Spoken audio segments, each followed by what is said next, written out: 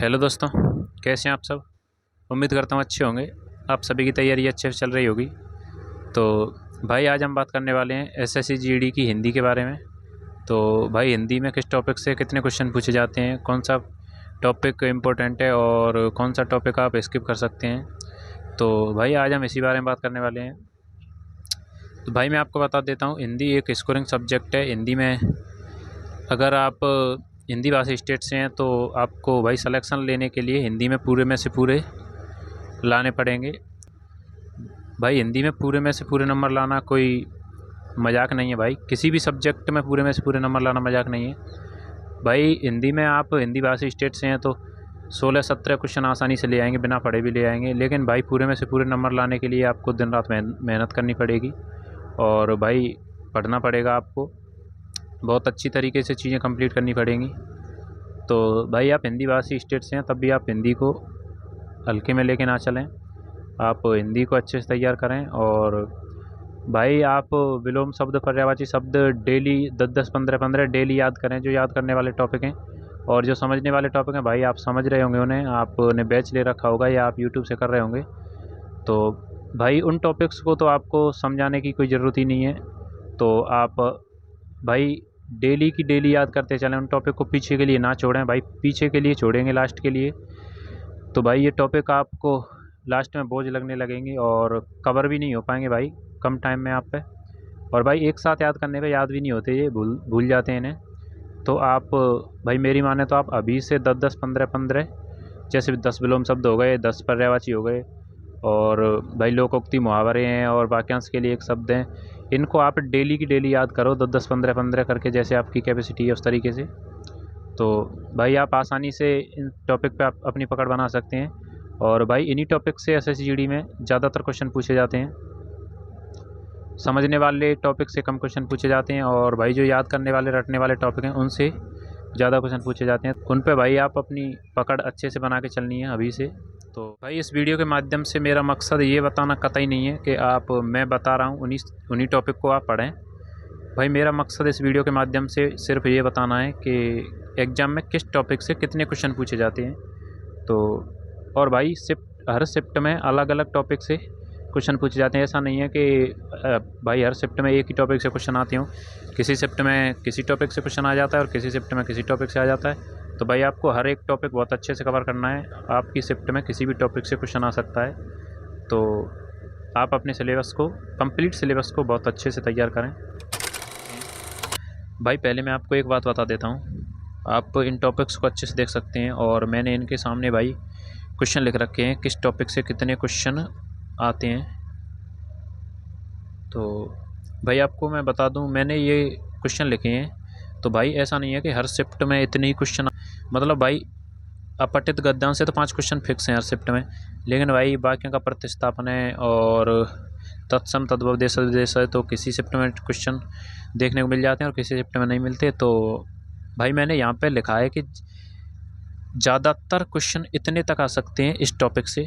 आप इन क्वेश्चंस को काउंट करेंगे भाई तो ये 25-26 के आसपास बैठेंगे। तो आप ये मत सोचना कि भैया इस एग्ज़ाम में तो 20 ही क्वेश्चन आते हैं तो आपने 25-26 क्वेश्चन कैसे लिख दिए। तो भाई किसी शिफ्ट में किसी टॉपिक से क्वेश्चन आ जाता है और किसी शिफ्ट में किसी टॉपिक से क्वेश्चन आता है। तो मैंने हर शिफ्ट का एनालिसिस करके और ज़्यादा से ज़्यादा कितने क्वेश्चन आ सकते हैं उस टॉपिक से, तो मैंने ये लिखा है भाई। जैसे विलोम शब्द से ज़्यादा 3 क्वेश्चन आ सकते हैं किसी भी शिफ्ट में, और किसी शिफ्ट में 2 भी आते हैं भाई। ऐसा नहीं है 3 ही हर शिफ्ट में देखने को मिले। और पर्यायवाची शब्द से भाई किसी शिफ्ट में 2 क्वेश्चन भी आते हैं और किसी शिफ्ट में भाई 1 क्वेश्चन भी आ जाता है। तो मैंने भाई अधिकतम कितने क्वेश्चन आ सकते हैं किसी भी शिफ्ट में, तो मैंने वो लिखा है यहाँ पे। आप ये मत समझना कि हर शिफ्ट में इतने क्वेश्चन आए हुए हैं। तो भाई मैं विलोम शब्द की बात कर लेता हूँ। भाई विलोम शब्द से किसी भी शिफ्ट में, आप चाहे किसी भी शिफ्ट में हो, तो किसी शिफ्ट में आपको 1 क्वेश्चन भी मिल जाता है, किसी शिफ्ट में 2 क्वेश्चन, किसी में 3 क्वेश्चन। लेकिन भाई विलोम शब्द बहुत ज़्यादा इम्पोर्टेंट चैप्टर है एसएससी जीडी के लिए। तो क्योंकि भाई विलोम शब्द से मैंने जहाँ तक देखा है भाई हर शिफ्ट में 2-3 क्वेश्चन आते हैं हर एक शिफ्ट में। तो भाई विलोम शब्द को आप अच्छे से पढ़ना है। और भाई पर्यायवाची की बात कर लेते हैं। तो पर्यायवाची से भाई मेरी वाली शिफ्ट में 1 क्वेश्चन आया था, लेकिन मैंने भाई 2 क्वेश्चन लिखे हैं यहाँ पे। तो भाई किसी किसी शिफ्ट में एक पर्यायवाची शब्द से 2 क्वेश्चन भी देखने को मिलते हैं, तो पर्यायवाची को आप अच्छे से पढ़ना है। और भाई वाक्यांश के लिए एक शब्द की बात कर लेते हैं। तो वाक्यांश के लिए एक शब्द से भाई हर शिफ्ट में एक क्वेश्चन आता है। भाई मुहावरे और लोकोक्ति की बात कर लेते हैं। तो भाई मेरी शिफ्ट में इससे एक क्वेश्चन आया था, लेकिन इससे बहुत सी शिफ्ट में भाई 2 क्वेश्चन भी देखने को मिल जाते हैं। तो भाई इससे 2 क्वेश्चन तक देखने को मिल जाते हैं। और भाई बात कर लेते हैं वर्तनी की, शुद्ध अशुद्ध वर्तनी की। तो भाई एक वर्तनी तो हर शिफ्ट में आपको मिल ही जाती है, और भाई ज़्यादातर शिफ्टों में एक ही क्वेश्चन आता है वर्तनी से। तो बात कर लेते हैं भाई तत्सम और तद्भव और देशज विदेशी। तो भाई इनसे 2 क्वेश्चन किसी शिफ्ट में देखने को मिल जाते हैं, और किसी शिफ्ट में भाई एक क्वेश्चन देखने को मिल जाता है, और भाई किसी शिफ्ट में इनसे एक भी क्वेश्चन देखने को नहीं मिलता है। भाई मेरी शिफ्ट में एक क्वेश्चन तत्सम से आया था, तत्सम तद्भव से, और एक क्वेश्चन देशज विदेशज से आया था। तो भाई ऐसे करके भाई ज़्यादा से ज़्यादा 2 क्वेश्चन आ सकते हैं किसी शिफ्ट में तत्सम तद्भव के। इससे ज़्यादा क्वेश्चन आपको देखने को नहीं मिलेंगे। तो आप भाई इसको भी अच्छे से पढ़ना है अगर आपको पूरे में से पूरे नंबर लाने हैं तो। और भाई बात कर लेते हैं वाक्य शुद्धि की। तो वाक्य शुद्धि भाई बहुत ही इम्पोर्टेंट चैप्टर है। इससे आपको 3 से 4 क्वेश्चन हर शिफ्ट में देखने को मिल जाते हैं। तो भाई इसको बहुत अच्छे से पढ़ना है आप। और भाई बात कर लेते हैं हम रिक्त स्थानों की पूर्ति। तो भाई रिक्त स्थानों की पूर्ति एक ऐसा टॉपिक है जो बाकी टॉपिक से मिलकर बना होता है। टॉपिकों के आगे जो क्वेश्चन लिख रखे हैं उन्हीं में रिक्त स्थान के द्वारा पूछ लेता है। विलोम शब्द भी रिक्त स्थान से पूछ लेता है, और लिंग वचन कारक और शब्द शुद्धि ऐसे भाई रिक्त स्थान से इन्हीं टॉपिक से पूछता है। तो भाई बात कर लेते हैं वाक्यांश का प्रतिस्थापन। तो 2 क्वेश्चन मिल जाते हैं आपको देखने के लिए। तो भाई हर शिफ्ट में तो नहीं कह सकते, लेकिन किसी शिफ्ट में एक क्वेश्चन भी मिल जाता है, किसी में 2 भी मिल जाते हैं। तो भाई इसको भी आपको अच्छे से पढ़ना है। और भाई संज्ञा सर्वनाम की बात कर लेते हैं और विशेषण की बात कर लेते हैं। तो भाई मैंने ये तीनों टॉपिक अलग अलग टॉपिक हैं भाई, मैंने ये तीनों टॉपिक एक साथ लिखे हैं। तो भाई मैंने इनको एक साथ ही लिख दिया है, क्योंकि भाई किसी शिफ्ट में संज्ञा से क्वेश्चन मिल जाता है, किसी शिफ्ट में सर्वनाम से, किसी में विशेषण से। तो किसी शिफ्ट में भाई एक भी टॉपिक से क्वेश्चन नहीं मिलता। तो ऐसे करके क्वेश्चन आते हैं संज्ञा सर्वनाम विशेषण से। और भाई लिंग वचन कारक तीनों टॉपिक को मिलाकर भाई किसी शिफ्ट में लिंग से, और किसी शिफ्ट में वचन से, और किसी शिफ्ट में कारक से। तो ऐसे करके भाई एक आधा क्वेश्चन देखने को मिल जाता है, और किसी शिफ्ट में भाई क्वेश्चन देखने को नहीं भी मिलता। भाई क्रिया काल और वाच्य से भी ऐसे ही किसी शिफ्ट में क्रिया का आ जाता है, किसी शिफ्ट में काल का, और किसी शिफ्ट में वाच्य का एक क्वेश्चन देखने को मिल जाता है। तो भाई ये भाई आपको सारे टॉपिक पढ़ने पड़ेंगे अगर पूरे में से पूरे नंबर लाने हैं। तो संज्ञा अलग से पढ़ना पड़ेगा, और सर्वनाम अलग से, विशेषण अलग से। भाई नंबर तो क्वेश्चन तो एक ही आता है, लेकिन भाई क्या पता आपकी शिफ्ट में किस टॉपिक से क्वेश्चन आ जाए। तो आपको पूरे में से पूरे लाने हैं, तो भाई हर एक टॉपिक को अच्छे से पढ़ना पड़ेगा। तो भाई क्रिया काल वाच्य से भी एक क्वेश्चन देखने को मिल जाता है, किसी शिफ्ट में क्रिया से, किसी में काल से, किसी में वाच्य से। तो ऐसे करके क्वेश्चन आ जाते हैं। भाई वाक्य विचार की बात कर लेते हैं। तो भाई वाक्य विचार से एक क्वेश्चन किसी शिफ्ट में देखने को मिल जाता है, और किसी में नहीं भी आता। तो वाक्य विचार को भी आप अपने हिसाब से भाई पढ़ लेना। और भाई बात कर लेते हैं अपठित गद्यांश की।